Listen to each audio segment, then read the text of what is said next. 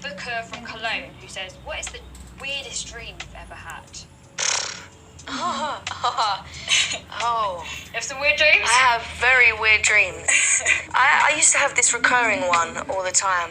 The thing is, it would be like in bed, and I'd be in my dream in bed waking up, so it'd be like really realistic. And there was this one where this man used to come through my door, and his eye used to be down here, and he'd grab me by my feet and swing me round by my feet, and then I'd wake up. So it'd happen like all the time. Oh my, that is terrifying. Yeah. You don't get them anymore, those ones? Not those ones, no. That's so freak. Nanny from New York, hi Nanny.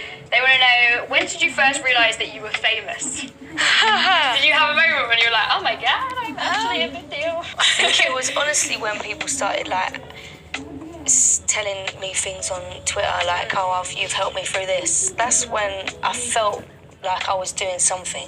Maybe not, I don't know what famous feels like, but I definitely know that I love that I'm impacting people's lives. So I guess, like, really recently, yeah. Next question comes from Lydia Ciccone from Surrey, England, who asks, you're such a big inspiration to me. Who inspired you growing up and who inspires you now? My sister inspired me a lot. She's a very strong woman and very confident, so I wanted to be like that. And then artists like Alanis Morissette inspired me lyrically, because she wrote about very different things, so that inspired me to just step outside of the box and think in a different way. We're going to go to London now, Georgine, who asks, what is your songwriting process? Very different every time. Like, oh really? Yeah, I could be in a taxi and write a whole song on the way home and then have that ready for the studio and go and work with a producer that way. Or I could go into the studio with no idea what I'm going to write about, and as soon as they start playing some chords, then it all just trickles into my brain.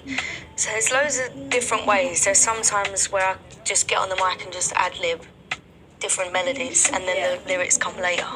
So it's all different. I don't really like to have like a specific way, because when you start getting into routines and it starts coming out of routine, that's when it's like, oh my god, I'm getting writer's block, or why can't I write like that anymore? So I just don't think about it. Let it run free. Yeah. We're going all the way to Perth now to Emma Amos. Hi Emma.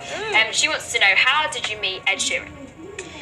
Our management have a studio underground, and I was just writing, and my manager at the time was like, come upstairs, I want you to meet someone. And I'm like, oh, right, cool, come upstairs, and there's Elton John and Ed Sheeran in the same room. And I was like, hi. Like, I try to be really cool. I try not to like get all like that, but Ed was showing Elton his new stuff, and Elton was just singing along with it, and I was just like, oh my days. It was the first time, and then we met each other properly again when I was writing in Paris and he was doing some promo out there in a show. From then it just blossomed into a great friendship, even outside of music, you know. We're just great friends. That must have been so much fun on the tour then, when you actually toured with your friend. Yeah, that's why it was extra special. That was like the biggest audiences I've ever experienced as a soloist.